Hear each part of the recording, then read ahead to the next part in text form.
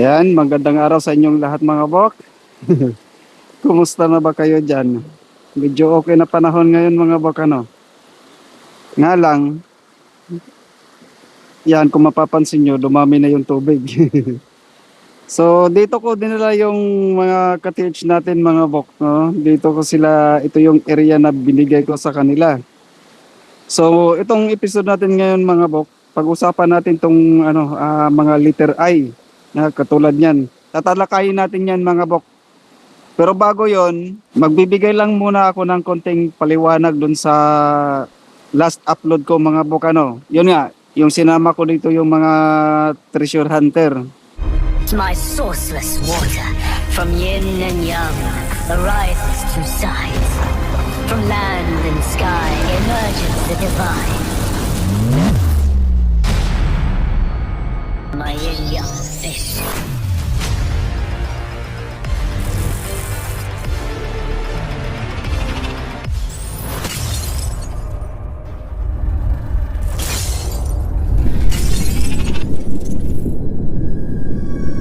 Kasi nagkaroon ng misunderstanding para sa ibang viewers natin mga bok.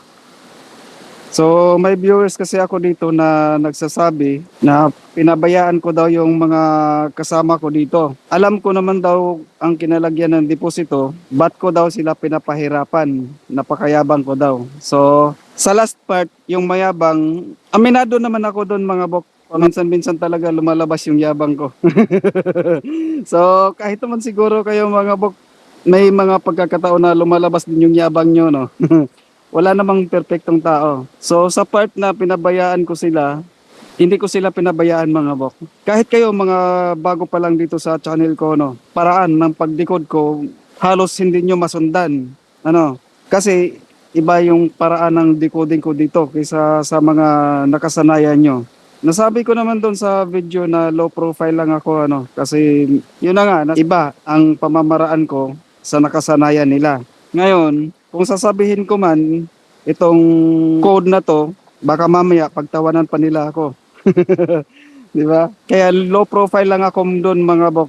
Pinapakiramdaman ko muna kung ano yung galawan ng mga kasama ko bago ako papasok sa eksena. Kasi talagang mahirapan sila mga bok, mahirapan silang intindihin itong mga marka na to. So nakita nyo naman yung kasama kong treasure hunter sabihin na lang natin konti lang yung alam niya. Lalo na dito sa marka na to, hindi niya alam. Dinitik niya pa dito mga bok. Napanood nyo naman siguro, dinitik niya dito at may detection nito. Pero itong marka na to mga bok, walang walang deposito. So gumawa ako ng paraan na sabihin sa kanila kung ilan yung deposito dito. Para just in case na ma-open yung curiosity nila, magtanong sila kung paano ko nalaman. So unti-unti kong ipapaliwanag sana sa kanila itong mga marka. Kaso lumalabas na hindi naman sila curious kung bakit ko alam kung nasan yung deposito. At kung bakit alam ko yun na apat dito ang deposito. So hindi sila curious doon mga bok, mas inuuna pa nila yung gamit nila So ito yung una, ito yung nakaumbok. Yan. Yan, ito yung nakaumbok na part dito. Nandyan lang naman yung marka natin, yung trail. Sinabi ko rin sa kanila, tinuro ko sa kanila, nandyan yung pangalawa. Tinuro ko din dito sa kanila.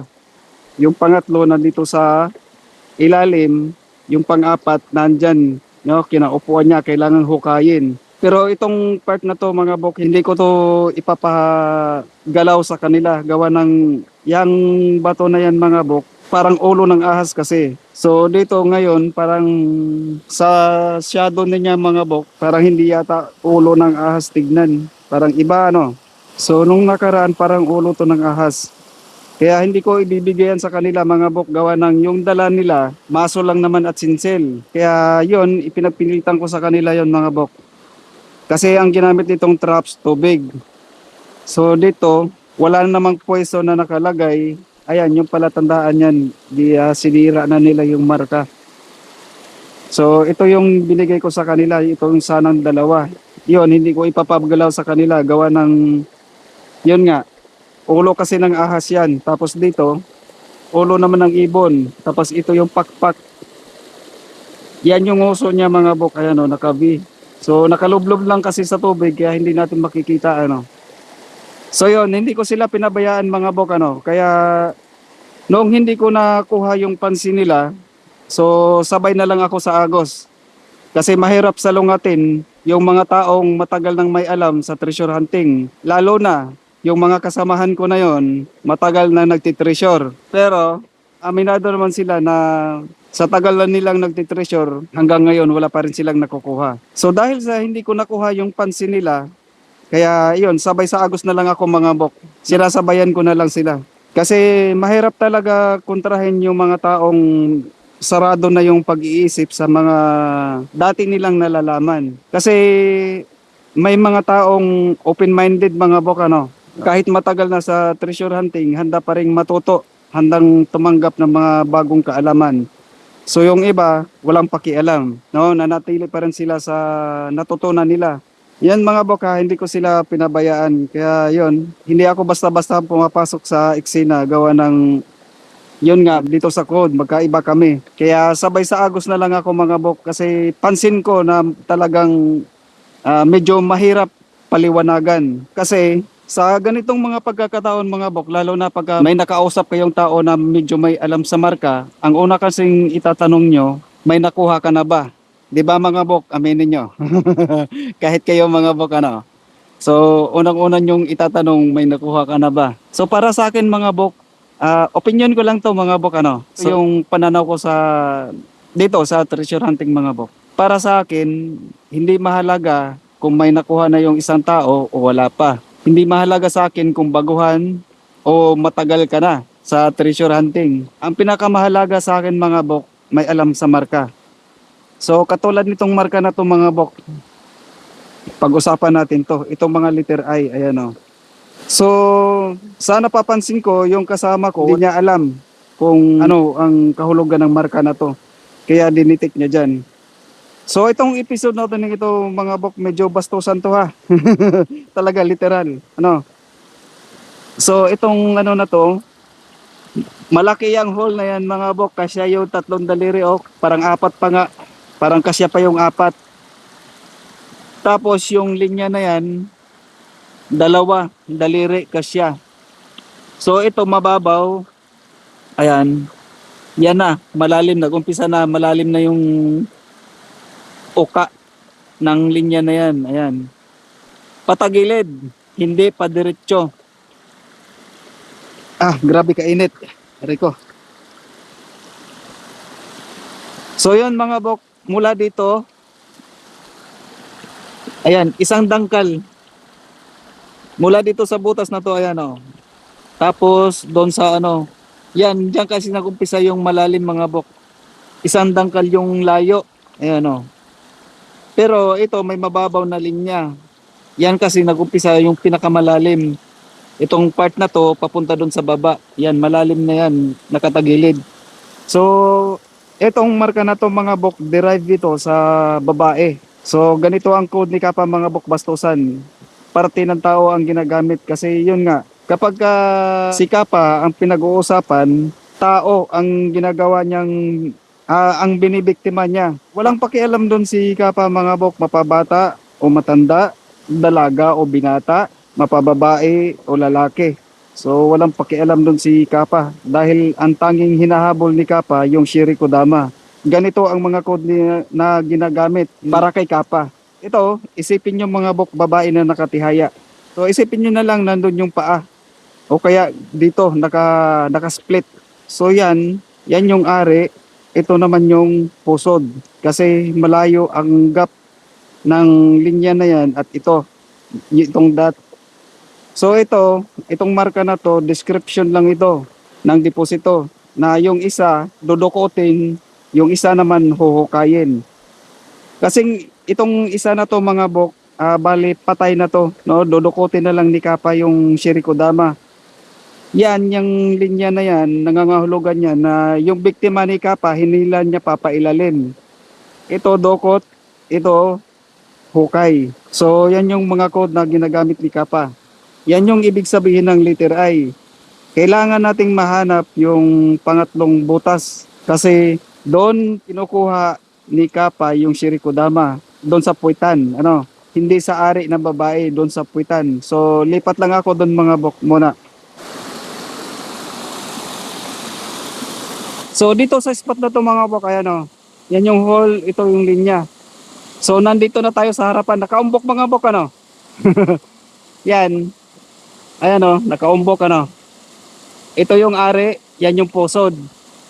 Kung nataon to dito mga bok na may butas na pailalim, papasok dito sa kasunod ditong linya na to, kung may butas yan papasok, ibig sabihin itong parte na to may deposito.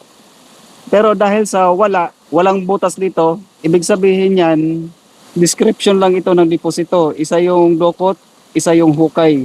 Yan yung nakasaad ng marka na yan. Kaya itong marka na to, walang depositong dala-dala. Description lang ng deposito, ano. So nandito naman sa tapat mga bok yan, oh. Pansin nyo ba mga bok? Dito yan nakaharap. Isa. Ito, sira yung pagkamarka. Ito yung magandang pagkamarka, oh. Itong dalawa. So dito din yan nakaharap. Yang marka nga pala na yan mga bok, nasa 315 yan. Ito naman 135. Itong kinatayuan ko. Nasa 135 ito. Tapos, yung kamay na yan, nasa east. Ito naman, nasa west. Ayan mga bok, ano. 315, ito 135. Nandito, sa ilalim yan. Yung kamay na yan, ayan, nakaganyan yan. Parang nakaganyan yung kamay. Yan, nakaganyan. Yan, nasa east. Ito naman, nasa west. So, ito pang, ano mga bok, ito pang isang palatandaan. Parang question mark pala to. Parang question mark mga bok, ano. Galing ah. No? Sure deposit. Sure talaga yan mga bok. Tapos yung tuldok niya nandun. So, itong kinatayuan ko, ang question mark. Ayan mga bok, ano. Tapos yung tuldok, ayun.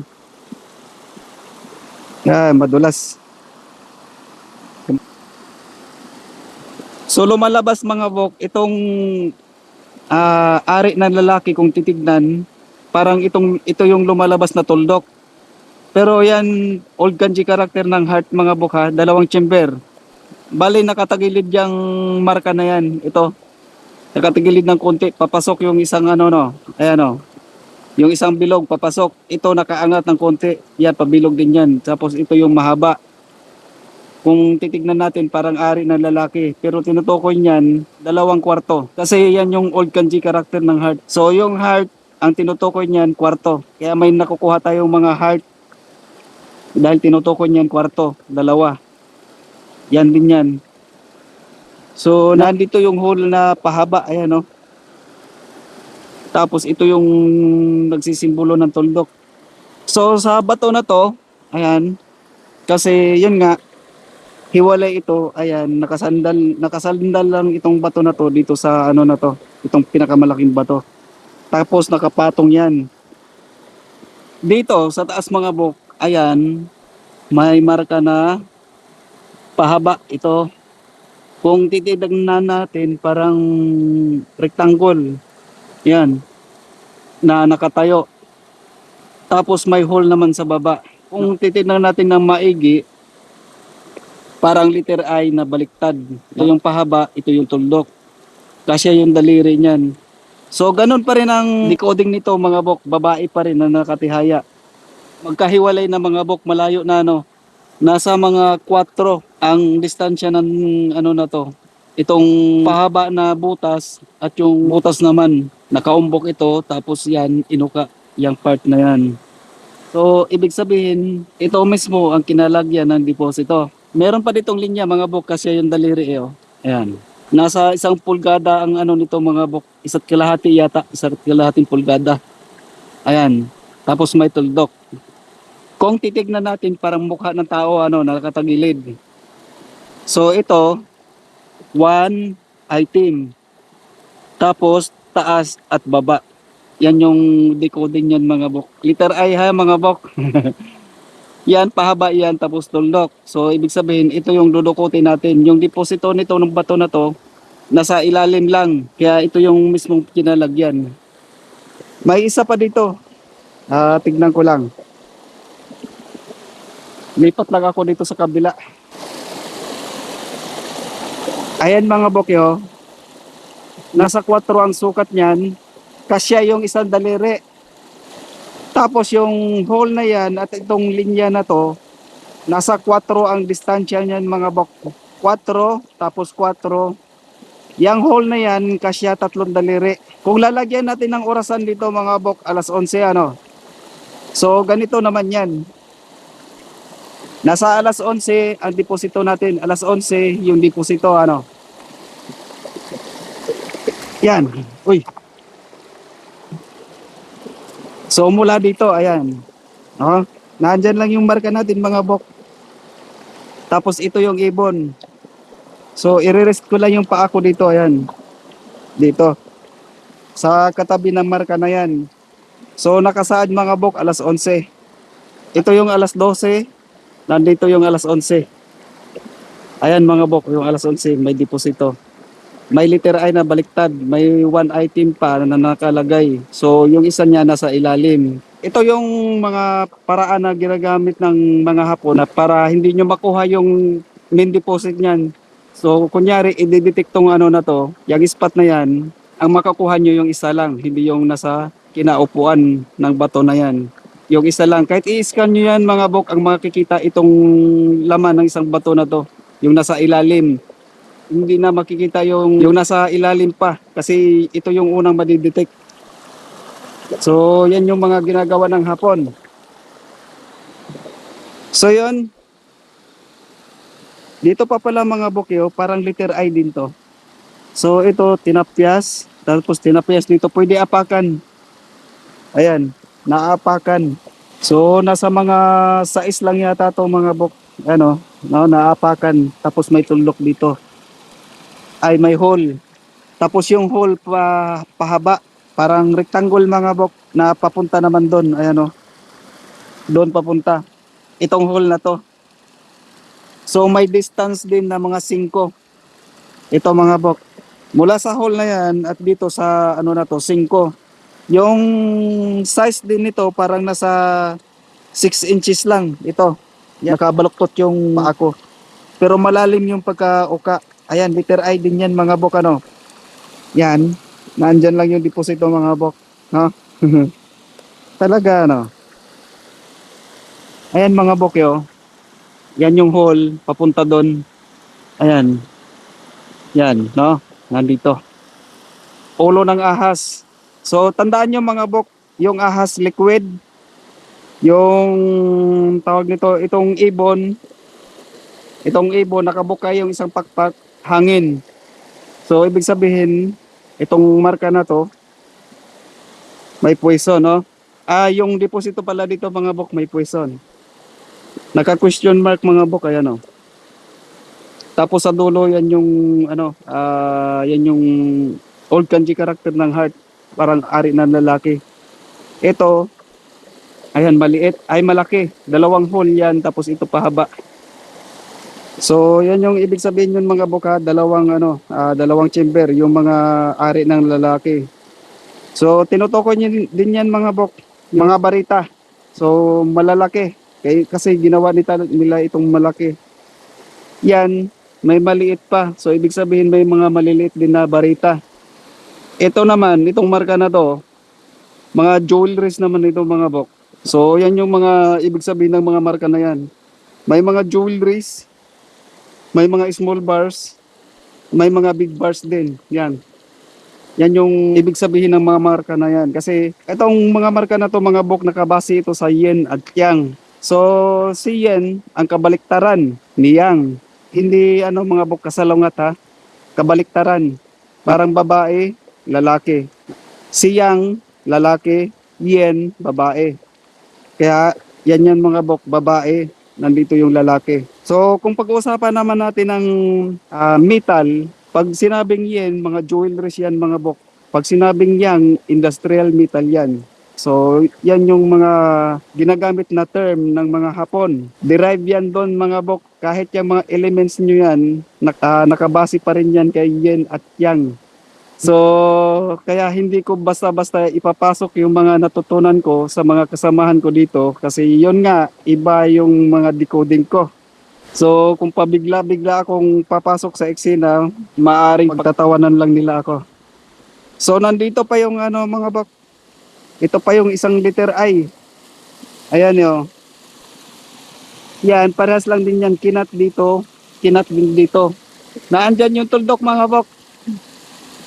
Parang nasa isa, dalawang dangkal. Ang layo. Ayan o. Yan yung linya. Tapos halos dalawang dangkal.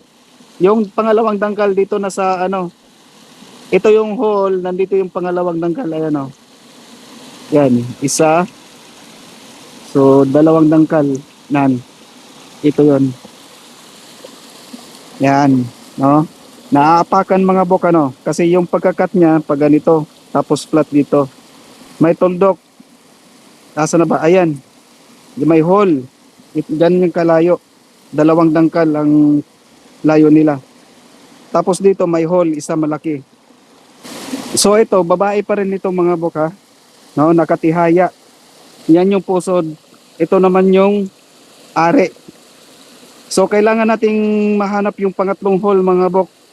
So dito, nakalagay yung pangatlong hole na sa taas. So ibig sabihin baliktad. So itong marka na to, nagsasad lang itong boundary. Wala nang deposito doon. No, mga bok. Punta tayo dito, ayan, sundan natin yan. Itong direksyon na to, maliit yan, ito malaki. So papunta tayo kaliwa. Hindi na tayo pupunta doon sa kanan. Yan, kung mapapansin nyo, parang nakaliter C, pero hole yan malaki mga bok. Isang dangkal ang laki ng hole na yan. So yun, 4 na daliri ang kasya. Papunta tayo doon sa kaliwa. Ngayon, kung susundan natin yan, doon yan tatama. Sa unang step. Pinakaunang step mga bok, doon tatama. Dito.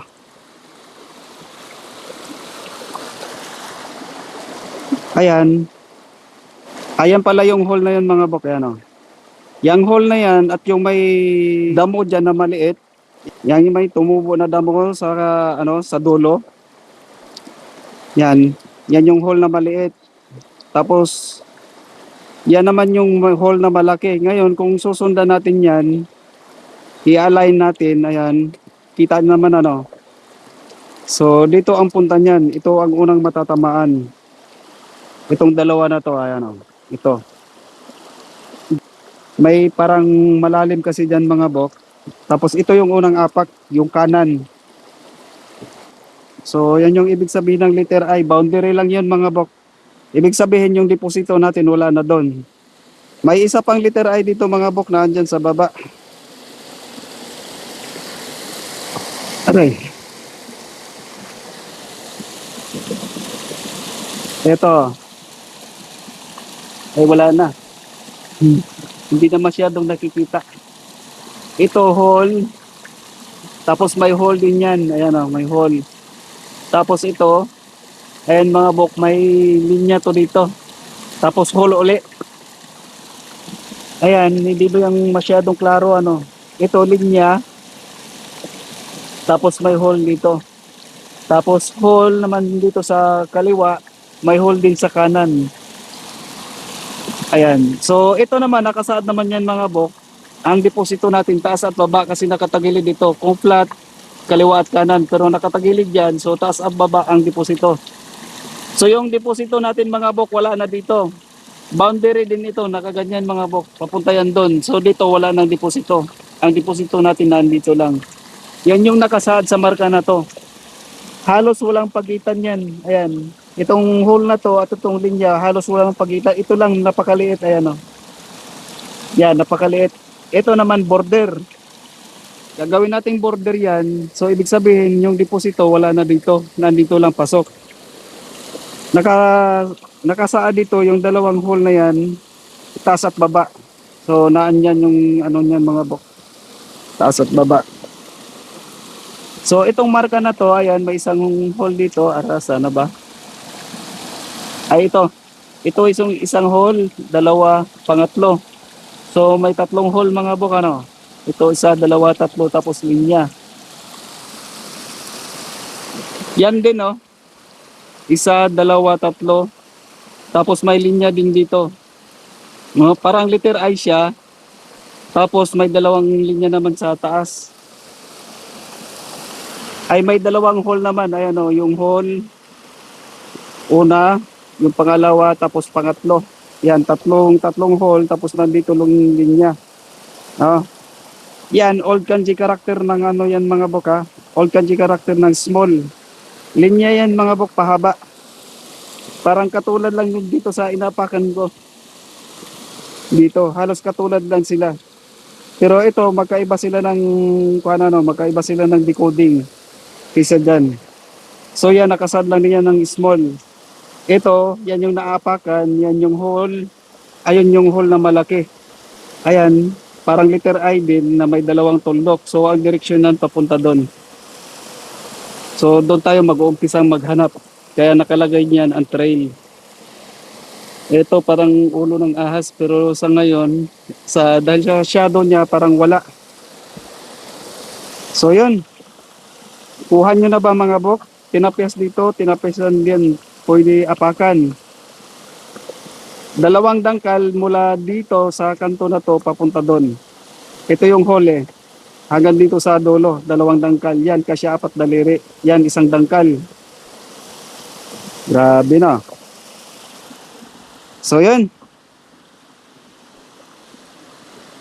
Yan nga pala yung kawayan na dinitik nila mga bok. Oh.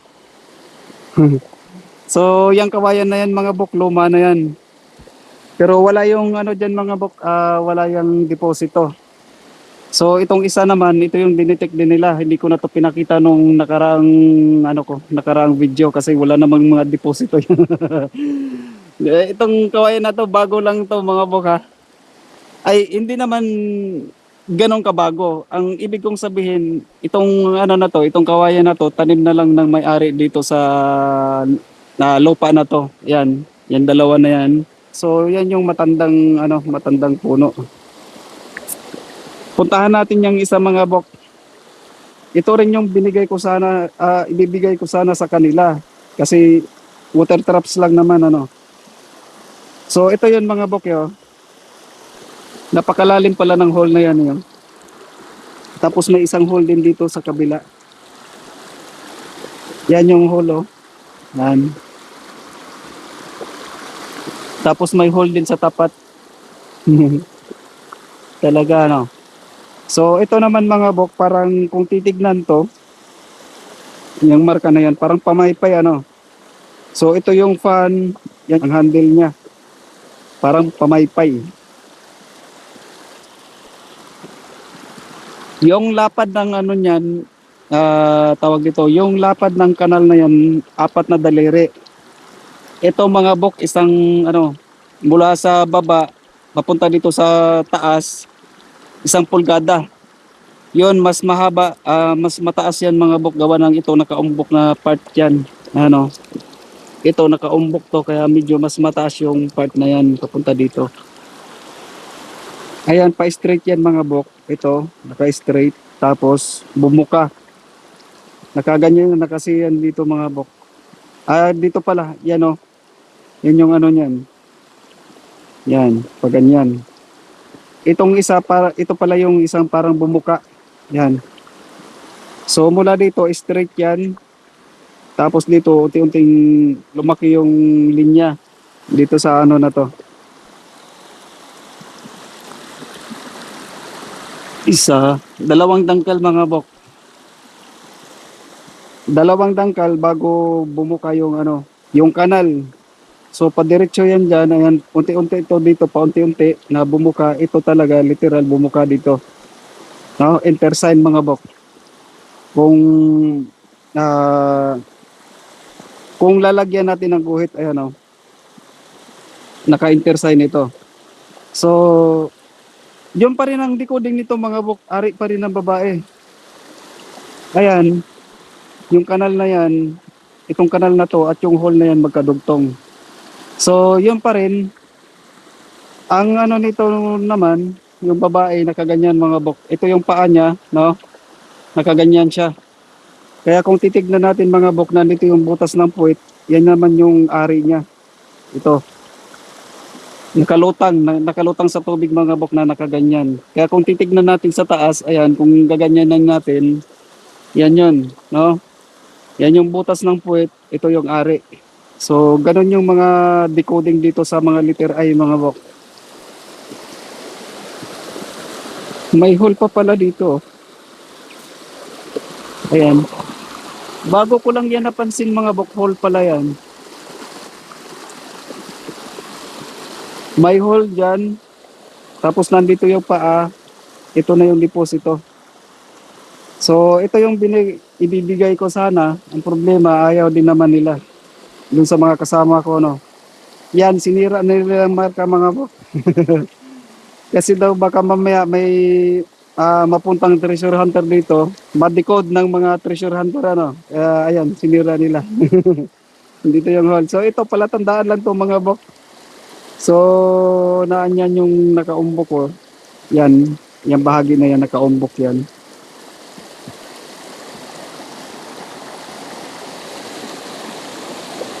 So, yun, puntahan natin yung sa taas mga bok.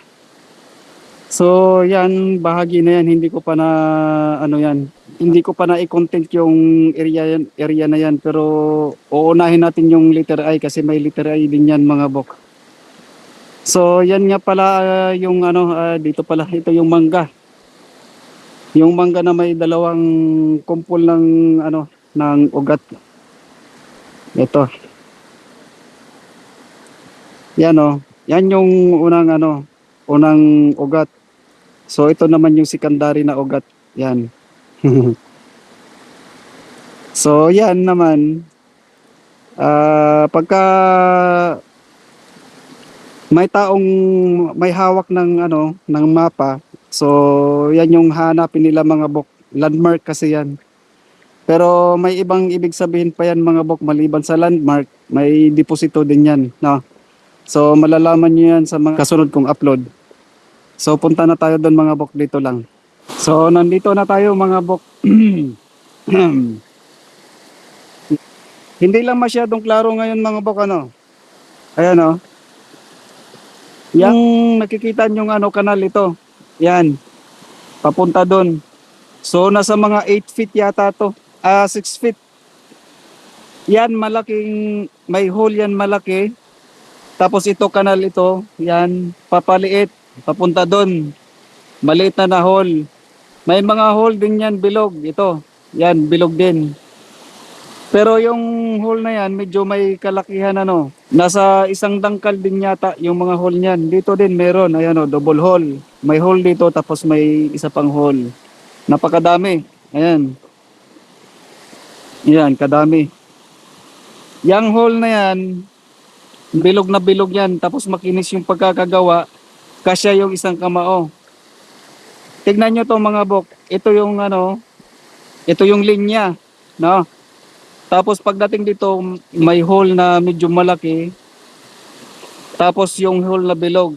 So ito mga bok, parang letter I pa rin. Kung titignan natin, ayan o. Nandito yung hole.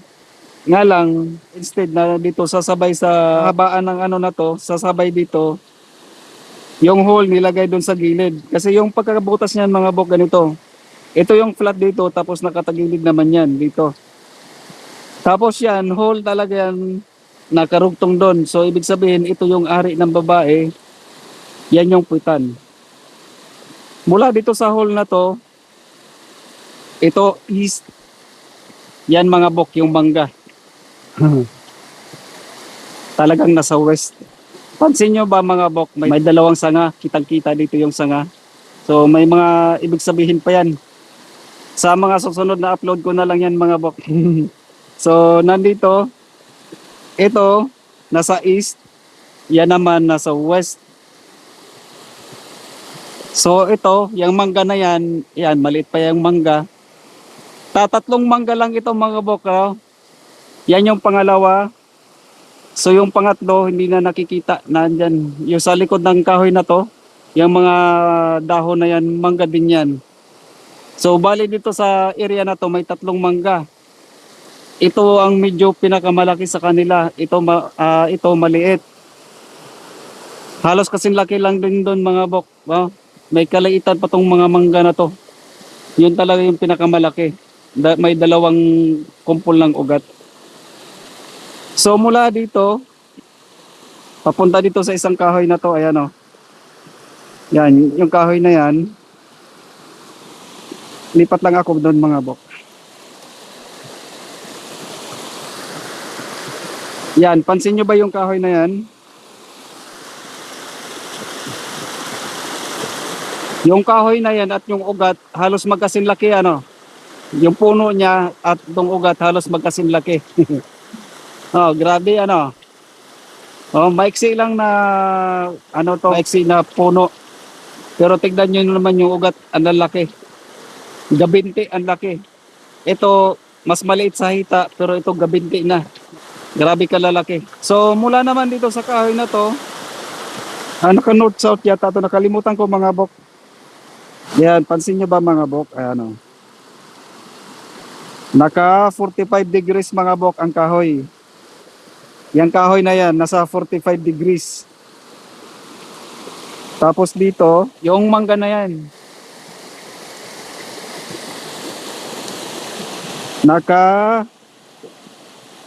Di nakikita. Nahahatak. Ayan mga bok, naka 315. Naka 315 yung mangga na yan. Tapos ito naman, yung mangga naman na yan, ayan o. Naka east-west ang alignment. So, naka east-west ang alignment yun mga bok. Ha? Puro kahoy ang ginamit. Yan, napakalit na mangga. Mas lalong lumiit ito. So, hindi naman din nakapagtaka mga bok kasi may mga ano naman talaga ano, may mga kahoy din dito sa gitna ng sapa. Yan, pinakagitna ng sapa. Sa gilid na lang ito. Pero tignan nyo yung ugat mga bok, sobrang laki. Grabe ano. So yun.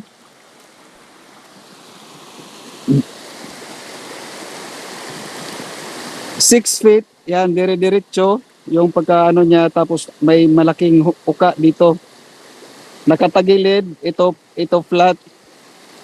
Tapos yung hole nandun, lumihis.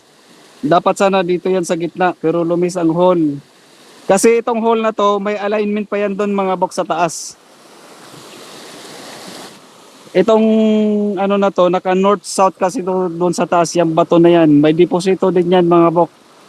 Dito sa gitna, meron din. So itong parte na to, hindi ko pa to na-vlog. Ayan, mga marka niya, oh. Ito. Yan, hindi ko pa to na-vlog itong part na to. Inuuna ko lang muna itong marka na tong letter I. So dito, 2 to. Katulad niya, no? 2. So doon na lang sa ano. Pag na i-content ko na tong part na to. So yun mga baka, no? Ito. Yan, dire-diretso yan. Tapos inuka yung malaki, parang hole. Kasi yun nga, ito yung daanan ng bata.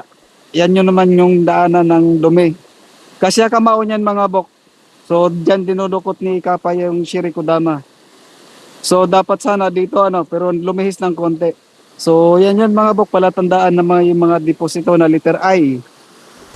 So itong area na to, hindi ko pa napuntahan. Hindi ko pa to na i-vlog itong part na to. Yan, may deposito rin yan. So napakadaming ano pa dito. Dito sa gitna pinakamalaki. Hindi ko pa to na sa mga sumunod na upload ko na to mga bok. No? So yun, napakahaba na ng video na to. Grabe.